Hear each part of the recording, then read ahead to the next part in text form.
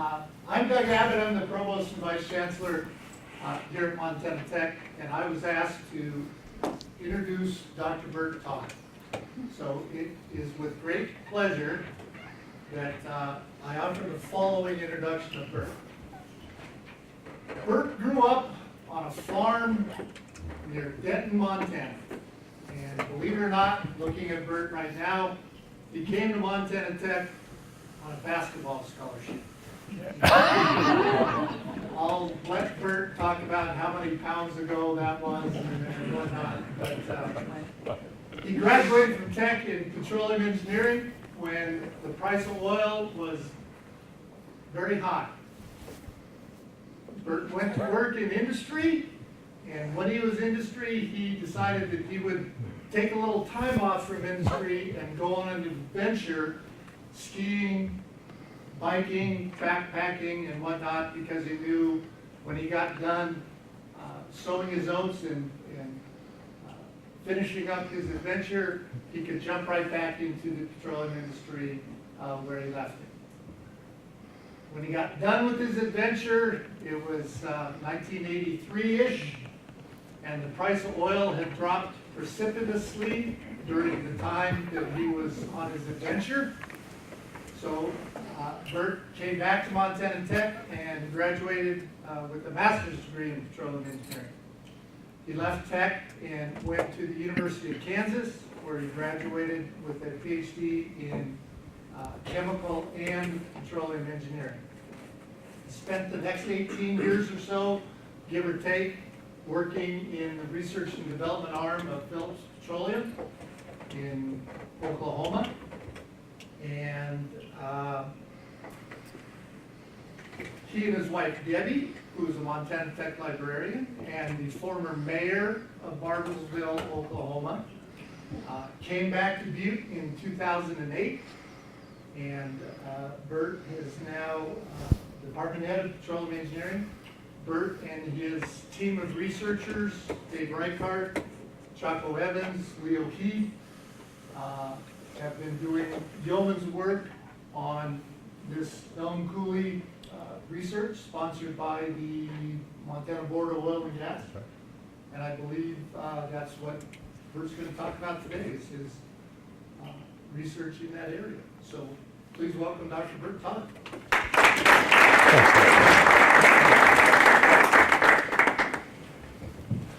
Well, that's a far better introduction than I deserve. But as you can see, I want to talk a little bit about enhanced oil recovery in the Coulee Bakken. And I realized early on I could just whip out one of my canned presentations and give you the nerd talk, and it would be just like every other one, and I'd get off just fine, no preparation cost. It would be just the easiest thing. When I looked at this title, Social Long-Term Implications, I realized it's the height of arrogance to think you can look ahead and predict what the Bakken will look like 50, 60 years out, unless you're willing to look 50, 60, or 80, or 100 years back and see where it is we've come from and see what exactly this prairie is all about, where this Bakken thing is exploding. I realize that this is a very important topic we're talking about. The Bakken, and particularly the Coulee, is a resource of untold value. And it profoundly affects the future of eastern and central Montana. How we extract, how we develop those reserves will strongly impact that area. And in doing this talk, I realized that we really need to leverage the wisdom of our fathers and grandfathers if we're going to do Coulee right. So today I want to tell you a story about that. But first, happy Leif Erikson Day. It's every day on October 8th. It's time to get in touch with your inner Viking, find some like-minded souls, mount up a long vote, and go sack England. That's my Viking commercial for the day. Having said that, I'd like to tell you a story. A story of family, a story of technology, but more than anything, a hopeful story about the future, an optimistic story about the potential future for eastern Montana. And to tell this story, I want to share a couple epiphanies, a little science, engineering, geology, and other nerd talk, and finally share a vision of what could be, a vision that you all can be a part of. Now, a lot of this material is autobiographical, and I apologize for that. I know you didn't come here to hear Burt talk about Burt, but the only way I can really tell this story is the way I'm going to tell it, so I'm going to ask for your forgiveness on that. and ask you to just hear me out on this. And that brings us to the first epiphany. I'm a little embarrassed to admit this, but I was pretty old before I realized that not everyone's grandfather was a homesteader. Not everyone lived with 3 generations of family on the same little plot of ground. Not everyone grew most of their own food, sewed their own clothes, and just accepted the fact that medical care is 50 miles away and kind of unreliable. But that's life. Now, the homesteading period in Montana really hit its peak 1908 to 1913. In this part of the country, the deal was the homesteads were 320 acres. If you lived on it for 5 years, built a house, a barn, and fenced the place, you had proved it up. And at that point, you'd assume legal title to the land. And it's 100 years later. It's 100 years later, but that period of homesteading still affects the way a lot of native Montanans think. And that homesteading period affects the future of the oil industry in this state. And we would do well to pay attention to the lessons of the homesteaders. Now, in this particular case, the story starts with my great-grandfather, that's George Carroll's Todd, rather nattily dressed there. You see he's got the right kind of hat on. Didn't normally dress that well, but him and his wife, Effie Brainerd Todd, came to Windham, Montana in about 1908. He was the station master at the railroad depot there. 1910, they filed on a homestead between present-day Denton and Stanford. Now, there was no Denton and Stanford in those days, but there was a homestead, there's land out there, and they filed on it. Now, the first hard lesson of homesteading is that not everyone survives. Before they could prove up the homestead, great-grandpa died. 44 years of age, young man. But he died before they proved it up, and that left it to his 2 boys to finish proving up the homestead. And that brings us to the second hard lesson of life on the prairie. Sometimes you have to grow up awfully fast. Those 2 boys, Lee, age 12, and Frank, age 10, were left there to prove up that homestead. And they did. In 1915, they took legal title to the land. Now, during their working lifetimes, Lee, my grandfather, and his brother Frank saw some remarkable technological advancements hit the prairie. Farming with tractors instead of horses, a big deal. Harvesting grain by pulling a combine with a tractor and then offloading into trucks. Huge advantage. This dates from about 1941, and it was these technological advancements that allowed those homesteaders to farm that dry, barely productive prairie and make a living on it. Now, this is my dad here on the left. Whoops, we'll go back a couple times. Laser pointer. It's my dad there on the left and his cousin Don. These were Lee and Frank's boys. My dad, George Richard Todd, married Marjorie Wambach of Poplar, Montana. They had 5 children, of which I'm one of them. And today, all three of my brothers are making a living in agriculture right near the area where Grandpa homesteaded. This did not happen without mishap, though. They had the typical homesteading challenges: drought, grasshoppers, hail, God only knows what else. Beginning in the 1920s, the whole Judith Basin was hit with a deadly combination of no rainfall and really low wheat prices. Things got so bad that one year they mothballed the farm and headed out to Washington to look for work. Turned out it was worse in Washington, so they came back. But they hung in there. They stayed on the land, and today, after 3 generations of really hard work, all 3 of my brothers are making a living in agriculture right near where Grandpa homesteaded. How'd they do it? Well, certainly a lot of hard work. Appropriate use of technology really figures into this. Now, the fellas that put that load of hay on there, they're pretty proud of that load of hay, but they're really proud of that 1938 truck. This was not the age of selfies. Anytime they took a picture, there's usually a piece of new equipment in there.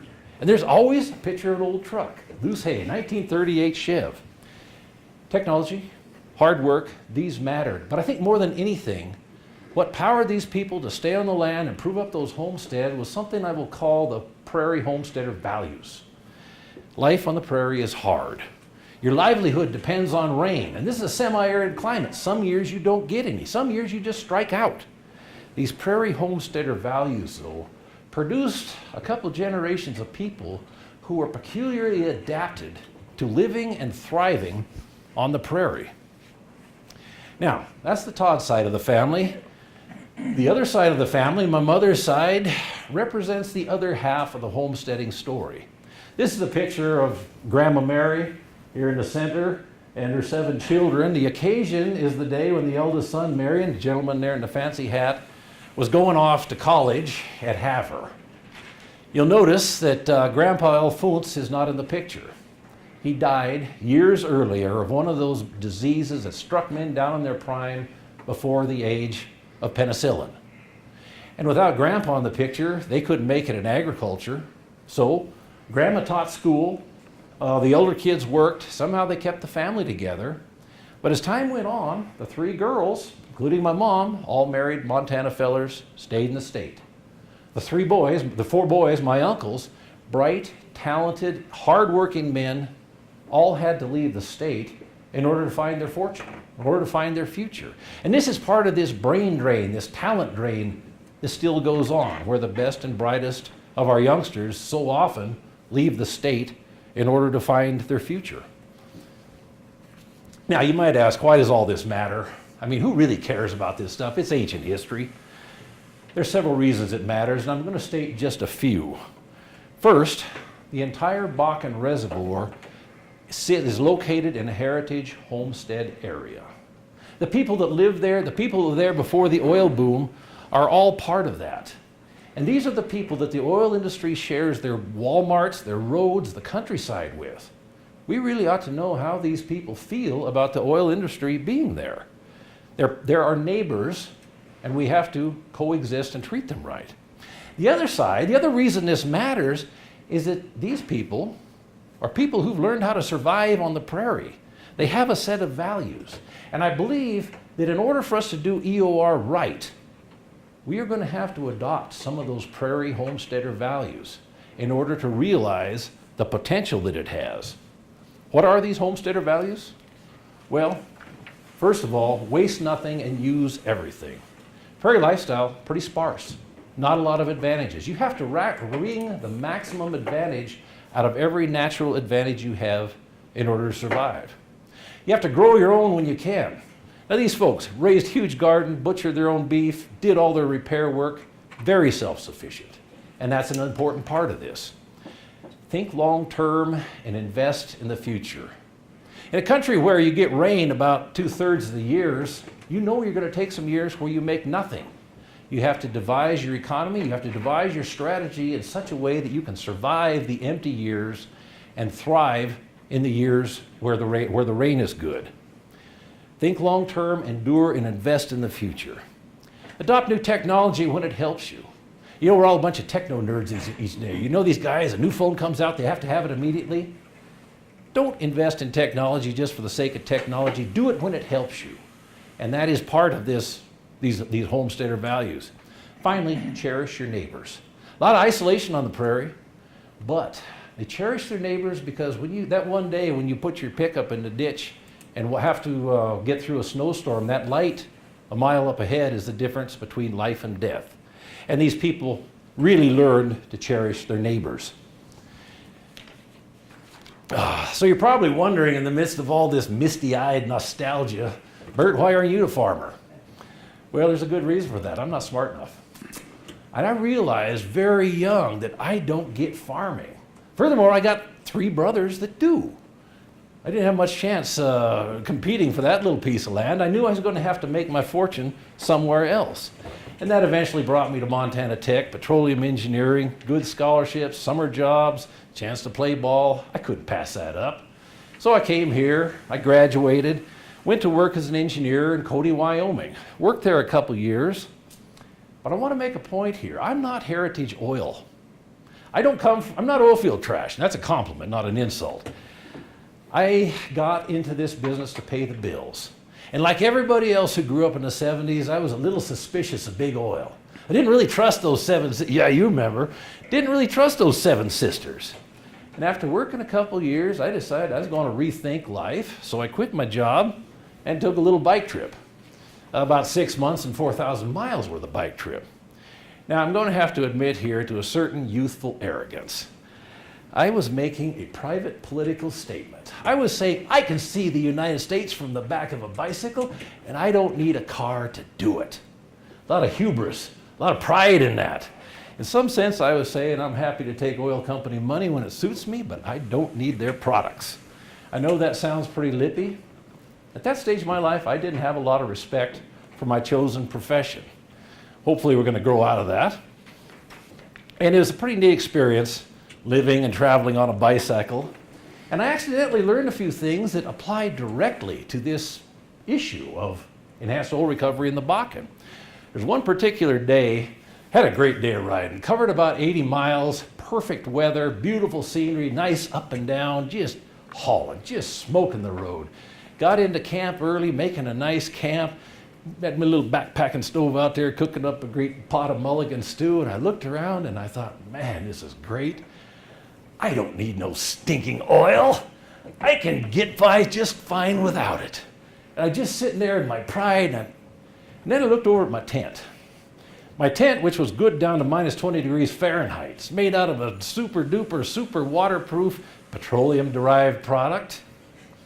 And I looked over at my bicycle with its chrome moly frame, refined with all those petroleum BTUs. And I looked at my panniers, and I looked at my down sleeping bag, and I looked at all my gear. And I realized I'm not making this bicycle trip without oil. I can't get light enough equipment to travel like that without the petroleum industry. And I realized something then. I realized that we as a society and a culture are married to petroleum because we love the stuff, we love the convenience and the comfort it provides. And you're gonna have a hard time getting us off the petroleum diet. And I went to bed that night greatly sobered. I went to bed with a much higher respect for my chosen profession. Now there's a lot of fun things happen along the way. You have a few mishaps. Here's a picture of Burt fixing a roadside flat. Look at the tan. That's biker's tan. Bikers just burn the thighs. It gets more sun than anything else. And I also learned that anytime you ride over a pass, you always take a picture of it. Beartooth Pass, 10,947 feet of snow and ice in the middle of the summer. And I realized that some days you get a really good camping spot like this, and some days you don't. There's one time riding somewhere in Central Oregon. Rained like crazy. Going through Oregon in October, bad idea. Probably absorbed 10 inches of rain that day. Riding like crazy, just praying for a dry spot. Rode into town, found a park. Parks are no good, but this particular park had horseshoe pits, and the horseshoe pits had shelters. About 8 feet by 10 feet. Ducked into one of those, dried out, made supper there. Kept raining outside. Bedtime rolled around, I just rolled a sleeping bag right out there, hopped in, sleeping there in the warm and dry. About halfway through the night, I heard some funny noises I didn't recognize, and I realized I had a visitor. It wasn't a four-legged kind of visitor, it was the two-legged kind of visitor. And this particular two-legged visitor just reeked of Mad Dog 2020. Or maybe Thunderbird, I don't know what it was, but it was real clear that this guy had been sampling the fruit of the vine, and he's snoring up a storm. And I'm laying there in my sleeping bag, and I really don't want to be known as the Todd boy that sleeps with winos all the time. So I thought about moving. But then I realized I'm warm and dry in here, and it is wet and cold out there. And I realized that no matter, winos or no winos, nobody ever left a warm, dry camping spot for the privilege of sleeping in a wet, cold camping spot. You can't do it. You can't make yourself do it. And that realization is also formative to the future of the Bakken producing areas. Well, the bike trip ended, and like Doug said, I woke up to the recession in 1983. You know, when you don't see a newspaper for 6 months, you lose a little bit of track of what's going on in the world. I didn't realize how unemployed I was until I stopped riding. But I got into grad school, I had a chance to tackle some neat problems, learn some skills, eventually graduated and went down to Oklahoma and worked again in the oil industry. And, but I never ever forgot those seminal realizations of the bike trip. Nobody ever left a warm, dry camp in favor of a wet, cold one. We, as a society and a culture, are very accustomed to the convenience and comfort that oil provides. Therefore, we are irrevocably married to products derived from petroleum. We will not give them up willingly. As long as we have petroleum, we'll use it, and We may grumble, but we will pay whatever it costs. Well, 22 years in the South, I finally had the opportunity to come back here to Montana Tech. I was pretty excited about it because I'd been hearing about this Bakken thing. My mom, she's one of these folks who clips newspaper clippings and sends them down to you. I'd been hearing about the Bakken, but my company, Phillips 66, really didn't think the Bakken was worth drilling. You know, they're looking for big things. They're looking for North Sea giants. When I got here to Montana, the Bakken was all anything anybody talked about. And I learned that the Bakken is one tough reservoir to work on. Why? Well, when you evaluate a reservoir, there's two things that matter: permeability and porosity. Permeability is a measure of how easily fluids will flow. Porosity is a measure of how much void space, how much oil the rock will hold. And if you look at this conventional reservoir, it's got a permeability of between 1 and 10,000 millidarcies. Unconventional, a factor of 5 lower. Porosity, 8 to 30%. Unconventional, maybe a quarter of that. Recovery, 40 to 70% of original oil in place. Unconventional, 6 to 15%. And I realize that when you say unconventional reservoir, that's just kind of a polite way of saying low quality and poor potential. Now, we all love the Bakken, it's our life's blood, but let's call a spade here. Now, why is this? Well, oil is formed out of the muck and ooze at the bottom of the inland sea. And if you're down here, we got a source rock. This is our source rock. That's the muck and ooze at the bottom of the sea. It compresses, makes this kerogen, oil forms, and usually it leaks out of the trap and goes up and finds a structure with a nice, permeable, porous rock and hides there. Now, this is the muck at the bottom of the sea. This might be some nice sand dunes or something that were along the edges of the body of the water. Nicely sorted, grain size, have some porosity in them. Now, when we go after the Bakken, we're going after this. The oil generated in the Bakken populated all those oil-producing zones in the Williston Basin, but there's a lot left down here in the source rock, and that's what we're going after. I like this picture here because it kind of tells a little bit about what we're looking at. Reservoir rock, the sand grains look something like this. There's some space between them. There's a lot of, all the porosity is connected, and you can see that stuff would come in here and flow rather easily through them in this conventional reservoir rock. But as you move across the slide from right to left, you see that the pore spaces get smaller and smaller, and more of them are isolated, and maybe they're not connected, and maybe stuff doesn't flow through it at all. And our Bakken rocks are probably more like this part of the picture than they are this part of the picture over here.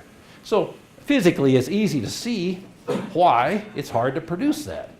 In fact, if it hadn't been for a couple major technological advancements, we wouldn't produce it at all. But if you lay a long horizontal well in there and frack it a bunch of different times, you can produce enough oil to be very economical, and thus was born the Bakken oil boom. Why do we work with this rock, this tough, recalcitrant, disagreeable rock? Well, that's easy. The resource is huge. According to the 2008 USGS study, in the United States portion only of the Bakken, there's about 36.5 billion barrels of oil. Even at $50 a barrel, that's $1.8 trillion. Huge. Just looking at Coulee alone, according to Walker's study from 2006, about 3.2 billion barrels, a resource value of 160 billion. In contrast, we all live in this little town, Butte, Montana. It's got that little mine over there.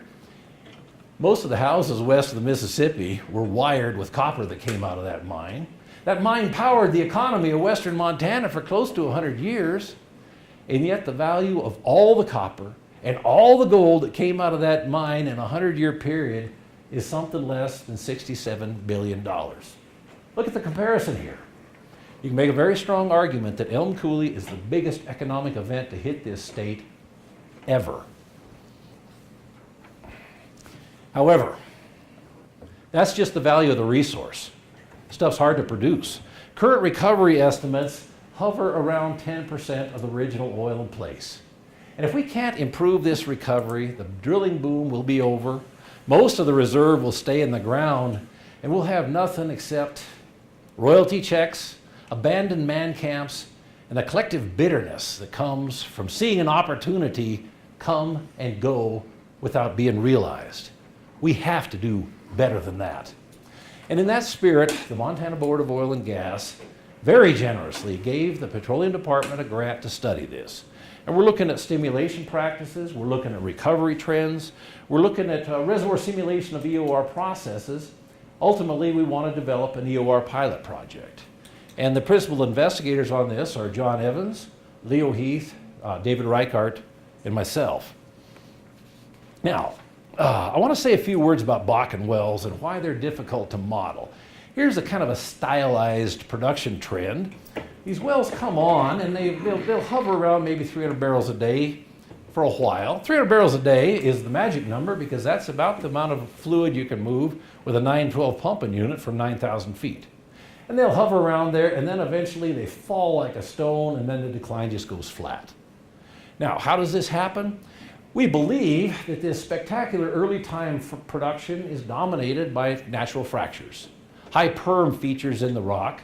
Eventually they drain, and then we go on decline, and then this late time production is dominated by flow out of that low perm matrix. And you saw the permeability numbers, a bunch of zeros and a 1 millidarcy. It comes out of the matrix very, very slow, but it might take forever doing it. This decline period could last for decades even. But the upshot of this is that's difficult to represent in a simulation model. There's something else that makes increasing Bakken recovery hard, and it has to do with this stuff you all learned in your first petroleum exposure, the stages of recovery. Normal reservoir, conventional, your primary recovery, that's recovery under the reservoir's energy, might be 5 to 15%. But when that starts to drop off, you hit it with water flooding, secondary recovery, and you might get another 25% of the original oil in place. And when that's done, you might hit it with some gas, enhanced oil recovery, maybe another 20%. You recover a lot of the oil in a conventional reservoir.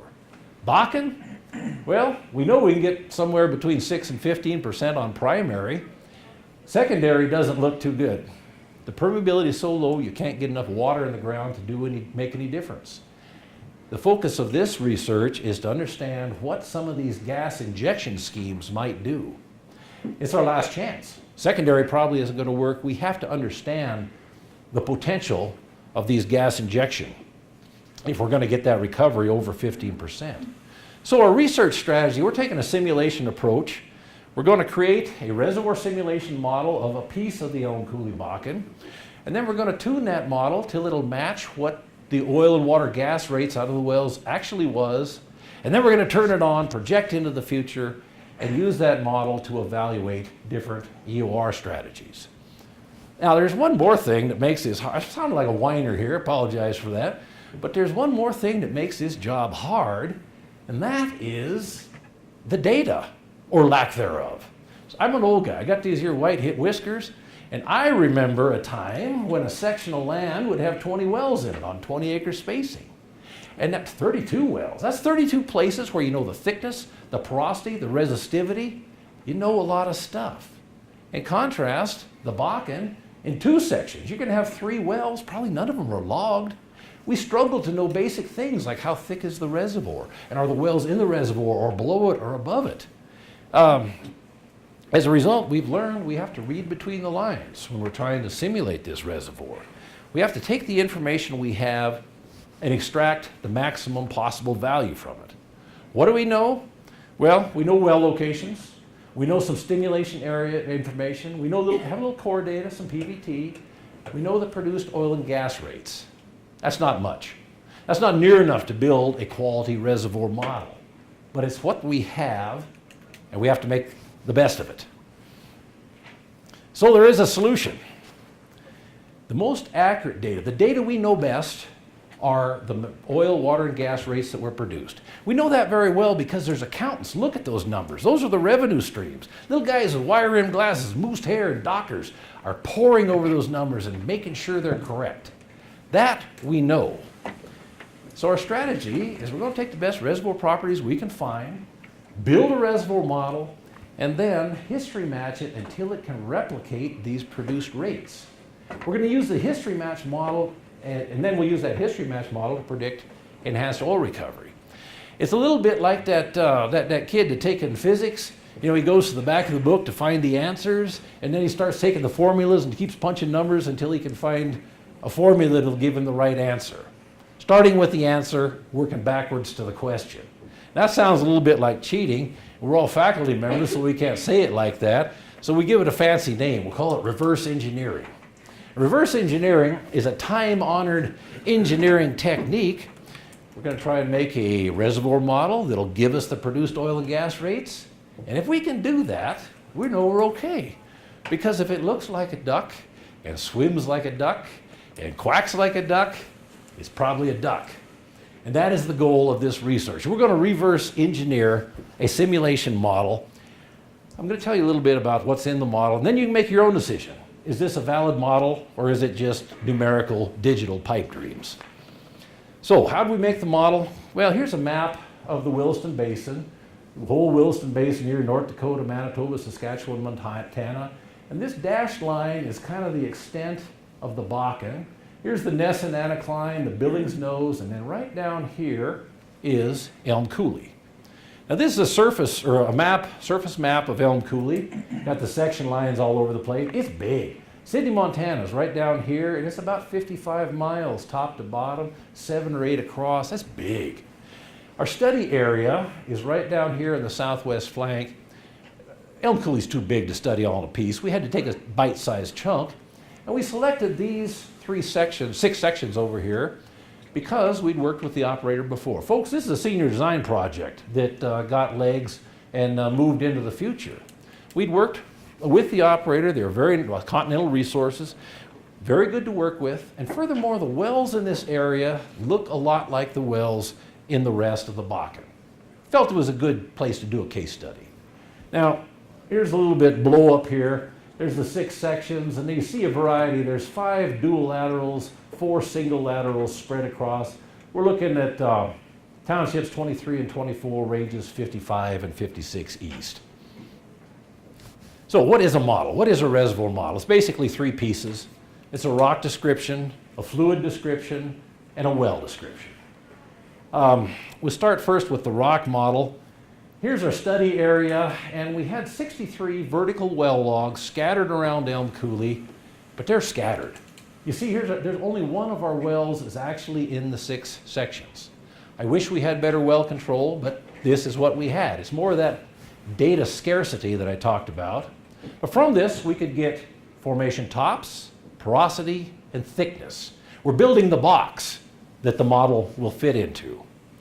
And we have a cross section coming north to south across the reservoir. And here's our upper Bakken, high gamma ray, low porosity. Here's our middle Bakken, low gamma ray, higher porosity. Middle Bakken, we separated into an upper dolomitized zone, which has better rock properties, and a lower bioturbated zone with poorer rock properties. And we included a little Three Forks pay down here at the bottom. Here's the crown jewel. This is some work by one of our grad students a year back, Skylar Borglum. She took all the core data that exists in Elm Coulee, sorted it on grain density, and came up with what she was calling a silty dolostone. And these values describe that middle Bakken. And this is permeability up this axis, porosity up this axis. We get porosity from the logs, we can correlate permeability for each spot of our reservoir. Now you see there's kind of a cloud of data. We shot our line, our baseline, kind of through the bottom of the cloud. Working theory is that this represents matrix perm, higher values represent small scale fractures and enhanced permeability. Now, our geologic summary, we've got about 10 feet of upper middle Bakken, about 6 feet of bioturbated zone, about 11 feet of upper Three Forks. Permeabilities in the 0.02 to 0.004 region. Typical Bakken numbers, fairly low porosity, low permeability rock. Our oil in place is 24 million barrels, that's about 4 million per section. Compares very well with Walker's number of 5 million barrels per section. Walker's number was for the whole of Elm Coulee. Our side of the reservoir, a little thinner, a little lower porosity. We feel this is representative. Our fluid model, there's a PVT test done on the Larson well. It's about 5 miles east of the study area. Typical Bakken oil, 44 API gravity, bubble point, a little under 1600. GOR a little under 600 SCF per barrel. Our wells, here's our 6 sections laid out. There's the 3 Stacy wells on the left, the 3 Linnea wells in the middle, and the 3 Constance wells on the far east. Those are the 3 leases that are in our study area. Well, we used that geologic model based on the 63 vertical logs, applied the porosity-perm relationship, applied a bottom hole pressure control to the wells, set an economic limit of 10 barrels a day, turned it on and ran it. And here are the first results from that. Now, you're going to see this plot a bunch of times, so I want to explain a little bit. Symbols are always real. These are the measured oil, water, and gas rates from the Board of Oil and Gas. The lines are the simulation. And you see here that the rates, here's the actual rates, here's the computer rates, very low. We way undershot. Here's the cumulative oil, actual cumulative oil from the simulation. We way undershot. But we're not shocked here because we kind of lowballed the perm. And we haven't really done anything to include the effects of those natural fractures. So, next step was to include that. Now I want to show you something. This is kind of an oddity. I would like to look at this in more areas of the field, but the upper Bakken, the middle Bakken, the upper part of the middle Bakken has got a low porosity zone on the left half, excuse me. This coincides with where the 4 best wells are. So our working hypothesis with these natural fractures are somehow tied to the presence of this low porosity anomaly. And so what we decided to do was tie the region of natural fracturing to the size and shape of this low porosity anomaly. And furthermore, we applied a pressure-dependent perm function. Now this is just a multiplier. Basic is a plot of the perm multiplier versus pressure. At initial reservoir pressure, we're saying the perm was like 2.75 times higher than the matrix. As the pressure drops, the permeability drops and eventually can fall below 1. Now what this is representing is this idea that when the pressure is high, the natural fractures are open, flow happens readily. As the pressure drops, these fractures gradually close, permeability drops off. And in simulation land, this is one of the ways of getting that high initial production and then that late low production. So we put these 2 things in, and here's where it gets weird. We allowed the magnitude of the permeability increase in the naturally fractured area to vary. We allowed the size of the naturally fractured area to vary. We allowed the shape of the pressure-dependent perm curve to vary. And then I systematically varied those 3 properties.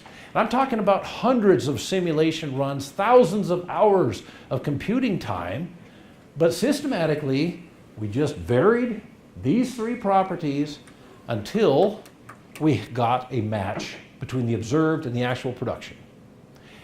Basically, we're letting the produced oil, water, and gas volumes tell us what these curves should be shaped like.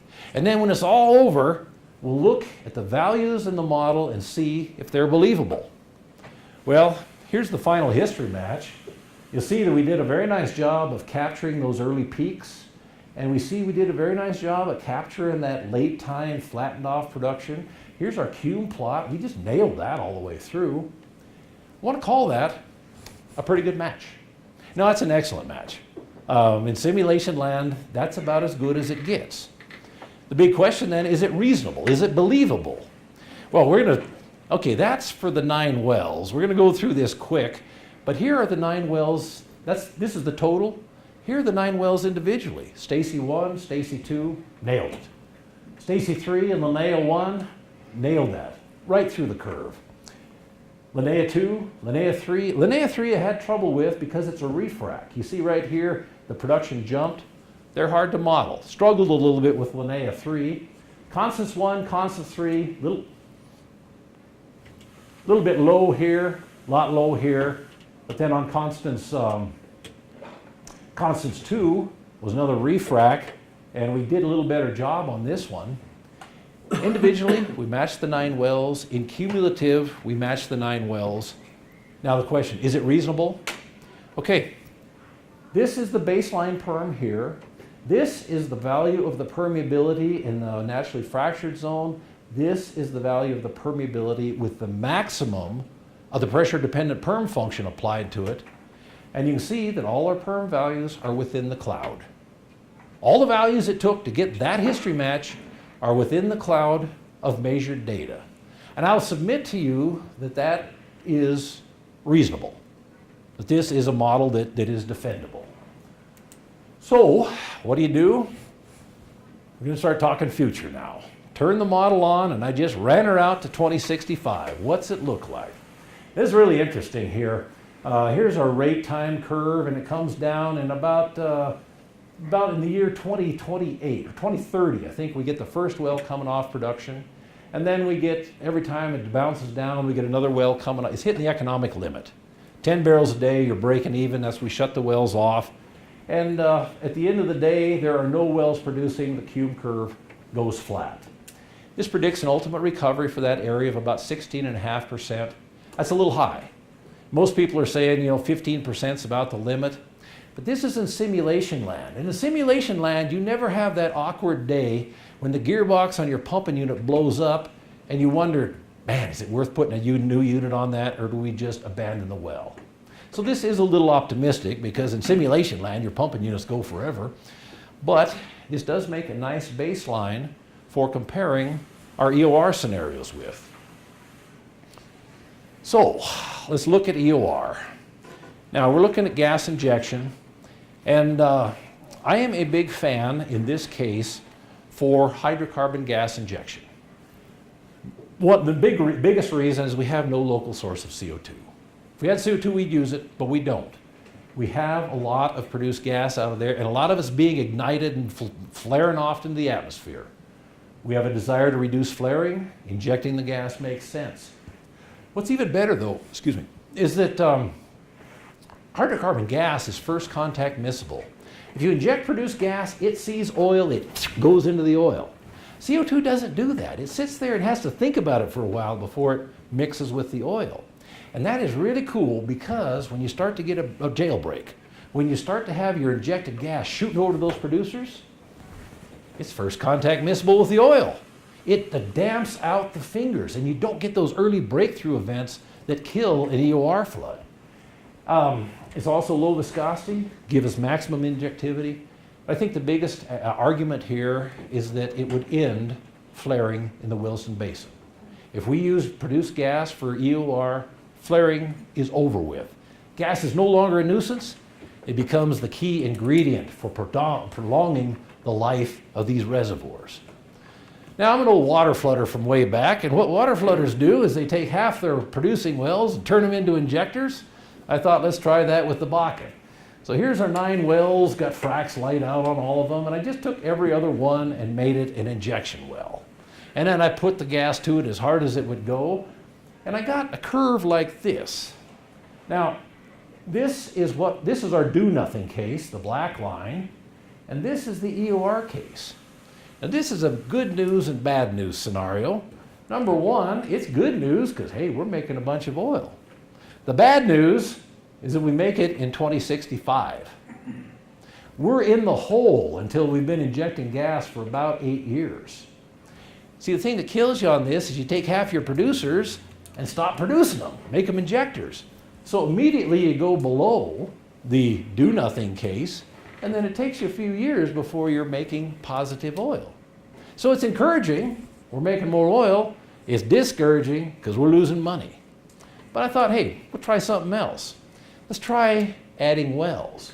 And so, at no cost whatsoever, I drilled 8 wells and put them in the simulation. I like drilling wells in simulation land because they're really, really cheap. But we put in 8 new wells, all of them injectors, left the 9 original wells on production, and refracked some of these wells in here that had some low productivity, and turned it on and ran it. And look at how much better. For one thing, we get way more oil. We get an immediate production bump. We increase about 20% production, 20% of oil in place. Probably more significantly, though, the curve is still going up. I didn't run this thing past 2065, but at 2065, the curve is still going up. It may go up for another 40 years. We don't know.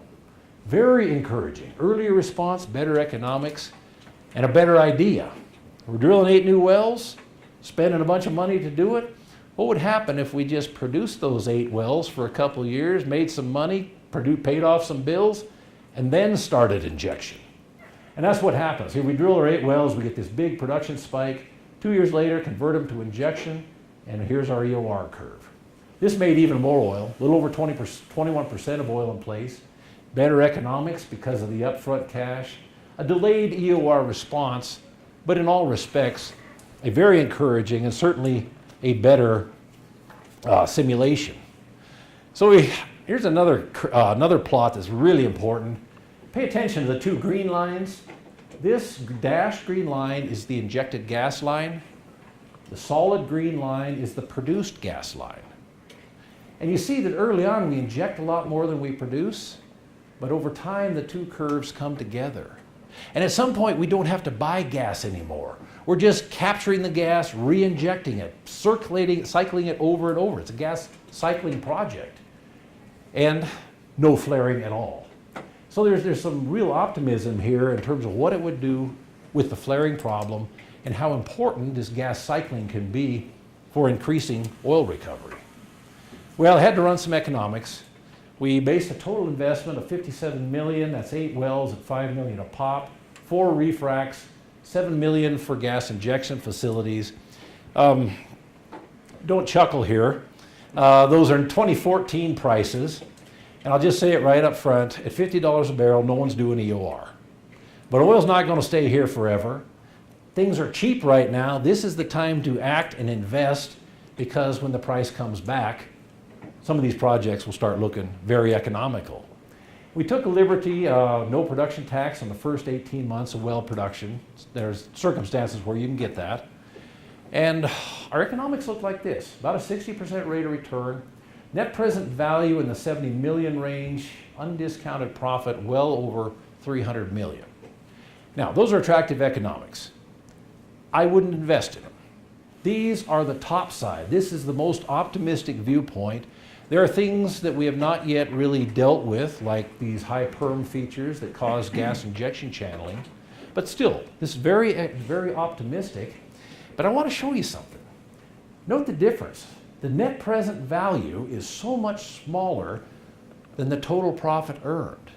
And that is because so much of that profit is earned way out in the future. I want to work that idea a little bit more. Now here's the curve. Here's the oil from the EOR case. Here's the do-nothing case. It looks really nice. Hey, we get a nice production spike up there. But the part our economics are based on is not this total oil production. It's based on the difference between the EOR case and the do-nothing case. And so using the miracles of Bill Gates, I got these 2 curves and separated them. And here is the incremental oil case. And you see here that the spike, the production peak on EOR is way lower than the production peak from drilling those new wells. We make a lot of oil. I mean, the incremental oil here is huge. It's more than we made under primary recovery.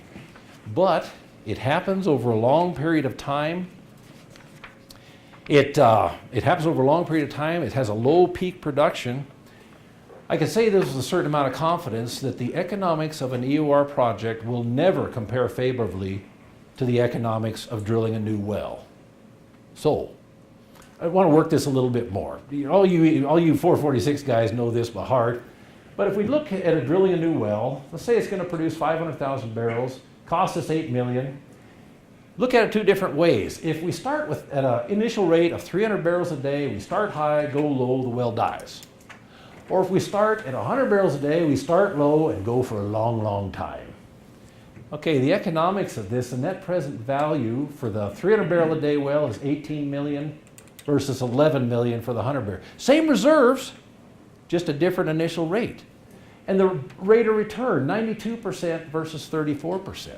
This is the time value of money, and this is the curse of EOR projects. They generate a lot of oil, but they do it over a long period of time. And that is the EOR conundrum. Is it really worth going after Bakken EOR if the economics are better for drilling new wells? Depends on who you are. If you're big oil, maybe it makes sense, maybe not. The goal of big oil is to maximize profits. But if you're the state of Montana, yes, absolutely, it makes sense to go after these EOR projects. And here's the funny little secret to this thing. Enhanced oil recovery economics are a lot more like agricultural economics than they are oil economics. In agriculture, you buy land, you spend the next 30 years living on it, hoping to pay for it. Huge investment, long-term generation of medium-sized to small profits. And that's something that Montanans are familiar with. And this is something the state of Montana has a vested interest in helping succeed. I bring back the biker epiphanies. There's a lot of remaining oil in the Bakken. Somebody will figure out how to produce it. Why? As we've said earlier, no one ever left a warm, dry spot to camp in a cold, wet one. We are so accustomed and married to the convenience and the benefits of this oil economy, we won't give them up willingly. The Bakken reserves will be produced. The challenge is to produce them in a way that maximizes the benefit to the state of Montana. How are we going to do this? Here I want to turn again to those homesteader values. Waste nothing, use everything. We have a lot of well bores in the ground. We need to get started on this soon before those well bores rust out. Grow your own with you can. It's far better for this nation to produce its own oil than it is to import it and corrupt our balance of trade. Think long term and invest in the future. When the price goes down, as it always does, there's going to be some lean years in EOR. We need to design our processes to weather those low years and thrive in the good years. Adopt new technology. There's a couple key technologies from being able to make this work. Cherish your neighbors. These EOR projects are long-term. They're decades long. Those are decades where the oil industry is living right next to the people that were there before we came. We have to work out stable partnerships with the people we're living next to. So, how do we do this? Start soon, maximize the value of the wellbores, recognize and develop new technologies if needed, think long-term, invest in the future. Recognize there's going to be some setbacks along the ways and some lean years. But the value of the resource is still large. It's still worth going after. Minimize the surface footprint and the impact on our neighbors. Now, how are we going to do that? Here's kind of what we're going to inherit, all right? This is a 2-section area, and it's drilled with 3 wells. And that's about a typical Bakken well density, 3 producing wells. I've drawn them all drilled off one pad. We can do that now, but a lot of areas that's not the case. There may be a wellhead over here and then a dual lateral wellhead here, and we'll work with that as we go. But this is what we're inheriting. To develop that for EOR, from that same pad, you can just drill 3 additional injectors. And think about what that does. That means all your production processing, all your gas injection, those gas injection lines with 6,000 psi of pressure in them are all right here on the pad. Your injection lines are short. Everything is contained in one place. And what we have here is a little 1,280 oil factory. And the simulations say that oil factory might be producing oil for decades. It could go and go and go. And if you want to up the stakes a little bit, you could drill some wells south as well as north. Here we have 6 production wells, 3 north, 3 south, 6 injection wells, 3 north, 3 south, all of them from one pad. All these same advantages apply. And once again, now we have a 2,560 acre oil factory, injecting gas, producing it, cycling the gas and stripping out the oil. We double the acreage, keep the surface footprint the same, and exploit the economies of scale. This gets us past one of the big heartburn issues that everyone in EOR is thinking about.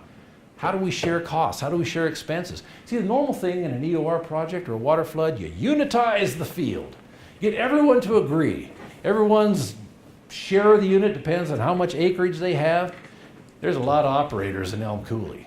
There's upwards of 60 operators. I don't think we can get them all to agree. With this development strategy, we really don't need to. Because they already had to agree on rules for their drilling unit. Probably more than one person owns some of this drilling unit, but they've already got a drilling unit there. In EOR space, we can use the same production allocations as was used in the drilling unit, avoid this whole unitization thing. And furthermore, this strategy minimizes the length of all the lease lines, minimizes the need for lease loads. You just go down the section line road, there's all your business right there. And one hardship here, we have a naked injector on the east side. You know, we go producer, injector, producer, injector, producer, injector. The guy that lives over here is going to get the benefit of that injector. Probably need to work out some sort of sharing, cost sharing operation with him. But I'd much rather do that than try to unitize 60 operators in a field as big as Coulee. That's a lot of lawyers, it's a lot of work, and I don't have a lot of optimism in making it work. So what will it take to launch EOR? Well, we need improvements in there's two things that need to happen. One's technological, one is political. There's a couple key technologies that we need to make this work. We need better logging of horizontal well bores. You know, in my days as a water flooder, working vertical wells, we're always running production logs, injection logs, finding out which zone's taking the water. If it's taking too much, put a choke on it, make some of it go elsewhere. We need to have that same capability in these long horizontal wells. We need to be able to log them. We need to allocate production of injection of our fluids over the length of those well bores. And there needs to be economic incentives. You know, the reason this whole homesteader boom happened is because if people came out, camped on the land, proved it up, grew something, built a house and a barn, fenced it, they got the land. None of those people could have afforded to buy the land and then start farming. They needed something to get them over that first hurdle of investment. Now, the oil industry is in much better shape, but something like maybe no production taxes until payout, maybe reduced tax rate, low interest loans for EOR projects. There's a lot of things that would make this EOR take off economically. Is it good public policy? I believe it is. Those gas compression and gas gathering systems are not going to be run by a bunch of knuckleheads you drag out of the bar and put on the rig. That is skilled blue-collar labor. It takes good people to keep that kind of an operation going. And that's people buying houses, that's kids investing in the community, that's people putting their kids in school system. That's something that will repopulate some of these small towns in eastern Montana. Blue-collar jobs with benefits. Build the tax base. It's not just the taxes you get from the oil producers, it's all the people that work there. Skilled blue-collar labor, earning good jobs, benefits, they're paying taxes. Small businesses. You know, I lived in Oklahoma, that's where I met the lovely Debbie, 18 years. Oklahoma has had an oil field economy for most of a century. And it's amazing, you look around town, all the little businesses that spring up to service the oil sector. You know, machine shops, guys that make a certain kind of widget, people with certain specialized skills. And when you have that matrix of all these businesses that feed off the oil patch, it's easier to attract other kinds of industry. You have critical mass already there with some critical skill sets. And some of it's not all, you know, pipe wrench and steel stuff. Some of this is high tech. Fiber optics. There's a lot of fiber optic methods being employed in these wells, and that's, you know, there's a lot of potential for that to grow. And then there are all these advantages of homegrown oil versus imported oil. I don't want to say much about this, but we've all lived through military adventures that this country has gone on to protect access to foreign oil. If we grew more of our own, we wouldn't be doing that. I believe ultimately this EOR has a potential to transition the Williston Basin out of this oil boom that they're living in now, and that's pretty hard. Transition it out of the oil boom into this long-term oil patch economy, where the oil field is just another place where young men go to find a job. And that, more than anything else, stops the brain drain. That keeps Montana kids in Montana. That provides opportunity for young men and women to grow their skill set and employ them at home.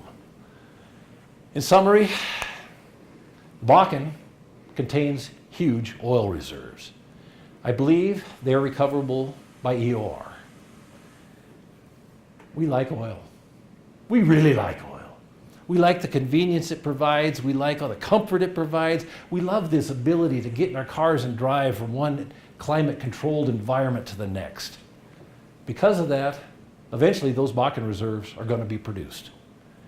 And because Bakken EOR economics are so similar to agricultural economics, I believe that EOR will thrive to whatever extent we learn to apply those homesteader values. Think long-term, invest in the future, use everything and waste nothing, apply and develop technology as needed, cherish and do right by your neighbors. Thank you for your time and attention. Are there any questions I could answer?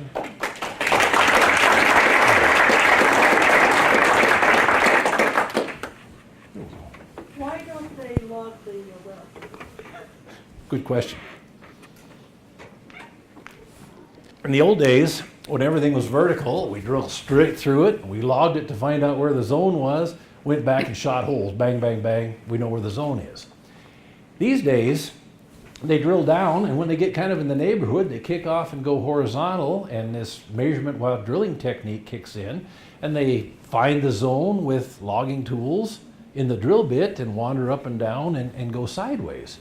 But having a gamma ray stretched out over 2 miles up and down in a 1-foot member is not nearly as valuable of information of having a vertical log where we know, hey, it's 16 feet thick, it has a porosity of 8.4% and a water saturation of 20%.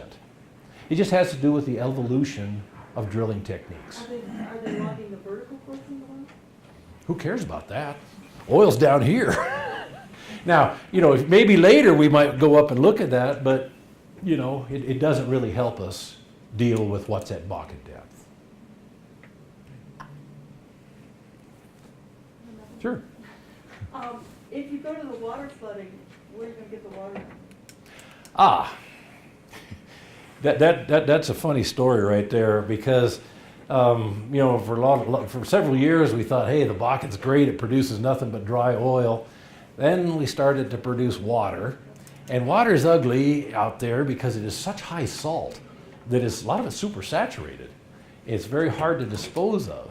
So if I showed up tomorrow with a plan for injecting water into the Bakken that would make oil, I could make my first money by people paying me to take water off their hands and inject it into my producing wells. And the Because salt water salt water's is okay. fine. It's formation water. The downside of water, though, is that the viscosity is high. You can't get enough of it into the reservoir. I have the results, but you can't get enough of it into the reservoir to do enough good to pay for the cost of injecting it. Yeah. Gas is on the 0.02 centipoise area compared to water at that temperature of 0.3. It's a factor of about 50. I can't do the math in my head. Excuse me, a much lower viscosity. Therefore, you can get more gas into the reservoir.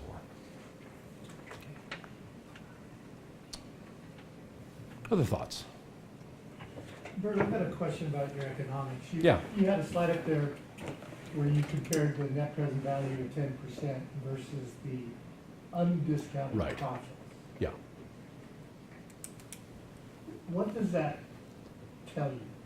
You know, first off, what is undiscounted profits?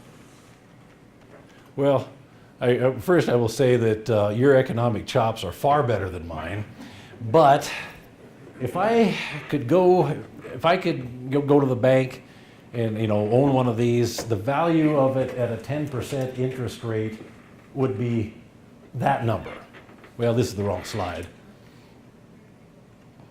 If I had to borrow the money at 10%, it's worth 69 million. If I could get it for 0%, it's this other much larger number. And this is the part where economics kind of fool with us a little bit, because when you look at the state, you know, we look from the perspective of the state of Montana, going to be around for a while, we really benefit from having something that generates profits small profits, year after year after year after year after year, and that's what this number represents. But from the perspective of an oil company that is in the business of investing money, producing it, getting more money, you know, spending it on a new well, they really only care about this number because it's a measure of how quick you get your money back so you can invest it in another well making 300 barrels a day. Because that undiscounted profit number is very misleading, because as you're aware, the present value Yeah. of something 40 years out Right. is almost zero. And that's what this shows. But if you're in the business of investing towards the future, you know, if you're trying to leave something for your children and grandchildren, then this number takes on a different meaning than it would to someone looking to get his investment back, invested in another Bakken well tomorrow. It's the difference between a treadmill, keep that money going round and round, and a marathon, it just stretches way out into the future. Yo. Do you have any problems with earthquakes out there and injection wells? It's the plains. It's What they're doing in Oklahoma, they're doing in Arkansas. yeah. Now I'm not enough of a geologist to really address this, but we're 10,000 feet down, and any rumble or grumble or ripple at that depth damps out way before it hits the surface. And you know, the whole worries about injecting, shifting stuff around, I've really seen no evidence of it in this area. So they don't have any increase in earthquakes, is what you're saying? No. Yes, this development of using the natural gas so that you can eliminate flaring is really a fine development. I'm interested, is this a new development, or, I mean, what's the history of it? You see all over where there's oil production in the world, there's always flaring gas, and you wonder, why can't they use it? Well, it's a good question. But let's say you invest your money and you go out to the middle of Antarctica and drill a well, and you strike oil, and oil comes with gas. Now, oil's a liquid, and you could conceivably back your trailer out there and load it up with a liquid and haul it off and sell it and make a profit. Gas is hard to store. And so, boy, what do we do with it? We don't want it collecting around and exploding it, so typically they flare it until the area is developed enough to where they can lay in gas pipelines where you can capture it, take it to market, and sell it. And that's kind of where the Bakken's at right now. There is some gas infrastructure out there. There are some pipelines. There is gas being sold, but there's more gas than the infrastructure can hold, and they want to produce the oil. They need that market, need the net present value, you know, of getting that product back. And so until they get a good market for the gas, until they can deliver it to a processor, they'd rather flare it than have to shut the oil in and not get the profit stream from the oil side. Is this a recent development, or have other oil-producing areas or countries used that process? This is the story of oil forever. And we've known forever that injecting gas is good. It keeps the reservoir pressure high. But in the development of things, by the time you get compressors out there where you can capture the gas and put it down into the well, you probably have had a pipeline out there where you can sell it and make some money. So this flaring is always a temporary thing, but if you look at the photographs of the night vision, the nighttime photographs of the Williston Basin, it's embarrassing how much light there is out there, and that's not large population centers of Cartwright and Watford City. That's mostly flaring. And it's a temporary thing, but I want to capture it. I want to use it. I want that for my EOR projects because, man, it's a precious natural resource. It's good stuff. Yeah. Question? You said for so many years you have to buy gas. Yeah. How are you going to buy gas if there's no pipelines in place? Well, the Wayne's World principle applies here. If you book them, they will come. And if you have a market, you can lay gas lines. And there's enough gas lines that you can hook up. In the area of this study line, none of the gas is, in the area of this study, there's no gas flared in there. There are gas lines in that area. All the gas is being sold. That's one of the things, though, you know, in our economics, we bought gas at market price, $3.50 an M, and that negatively impacted our economics. If we could get gas in West Texas, you can buy CO2 for 50 cents an MCF. If we had CO2 at that price here, people would already be injecting this stuff. The price of buying gas is a significant impediment to these EOR projects at this point. Bert, one more question about this slide. That 10% discount rate, is that just a plug figure? Because I would submit that the cost of capital right now is probably less than that 10%. Yeah. And that's gonna make your numbers look a lot better if you lowered that discount rate. Well, we took 10% because it's kind of a happy number. When I was with Phillips, our magic number was 13%. I've seen it as high as 15 and as low as 8. It moves around. I could get capital cheaper than this, but then I have to sell oil at $50, and these economics are based on $100. So I'm winning on one side and losing on the other. And I didn't really want to chase that too much. But you're right, cheaper capital would make this look very good, better. If you use the gas to inject the well or inject the field to remove the oil, won't you get gas back? Yep. At the end of the day, you're going to get it all back. You're all back. I mean, where's it going to go? Well, true. It's, It is recovered. I mean, we're producing oil out of a source rock that couldn't get away from us. I think most of our gas is going to stay in zone, and we're going to eventually capture it, blow the thing down. But I didn't even think about that, and the reason is right there. The oil cum recovery is still going up in 2065. I mean, it might be a century from now before we ever decide to blow this down if we keep cycling that gas round and round again. So, it's out there. So the gas is an investment, not a cost. It's an investment, but Doug's time value of money kills us because we buy it now and we don't get it back until our children's children are doing this. Is the difference between the 19% that I think you had on the previous slide and this 23.3% basically equal to the production of those wells that you put in operation for 2 years? This Or first does it bump? do that bump, or does it do something in the longer range to make it better? I think you're spot on. The 2% difference is mostly this. Now there's some other things going on because when you drill an injector and start injecting gas immediately, you're pushing gas against a high pressure, and so it's hard to get gas in there. If you produce it for a couple of years, you blow the pressure down, and then you can hit gas, get a lot of it in there quickly because you're pushing gas into a low pressure environment. But the big difference between the two is exactly what you said. What you're pulling out?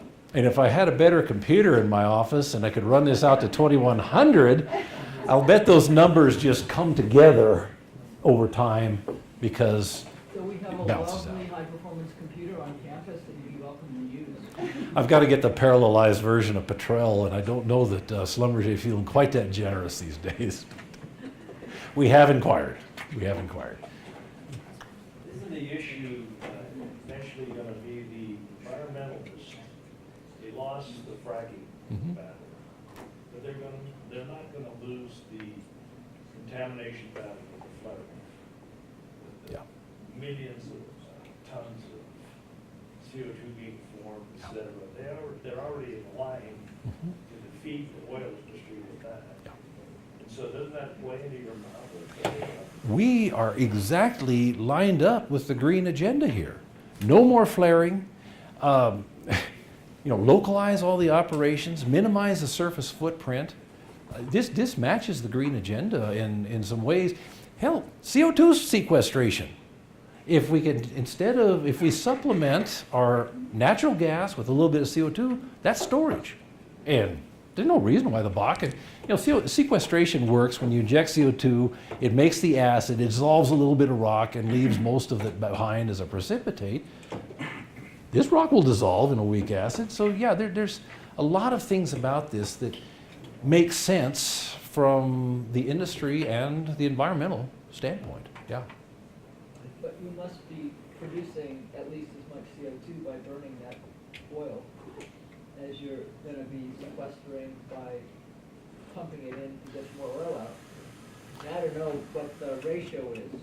Burning the oil. 5 to the 21. Yeah, I mean, we're going to take the oil out. So if we're going to turn it into tents, Okay. that has one carbon implication, Yeah. right? If we're going to turn it into miles per gallon or whatever, Yeah. and electricity, that has another CO2 emission implication.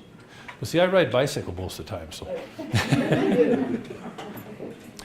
Yeah, but I will add, this is really good, high-quality product. That's a 45 gravity. That's mostly stuff that burns completely, burns cleanly. It's not this Alberta tar that has so many SOx and NOx coming with it. It's a clean burner, and I think producing more of this quality of oil is a net gain for the CO2 equation compared to producing more of heavier gravity crudes. NOx and SOx are different than CO2. Right. But they're evil That's twins. still gonna produce CO2. Clean burning means CO2 and water, right? Yep. I want the CO2 though. Yeah. I can re-inject it. You have a lot of sodas.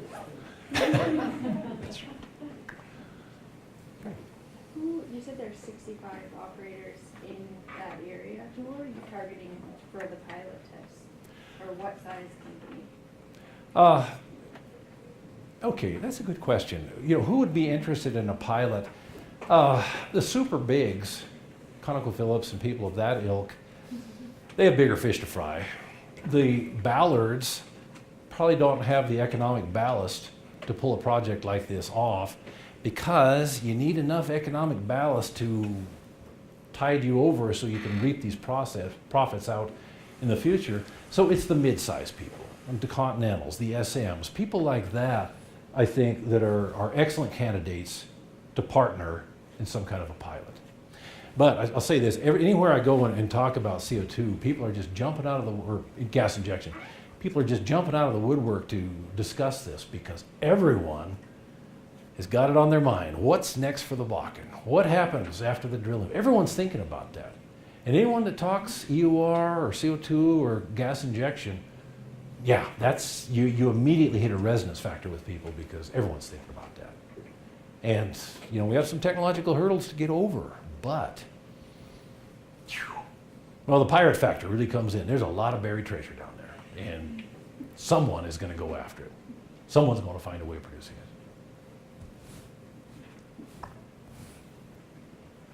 Other questions? Well, hey, thank you very much. Thank you for your time and attention.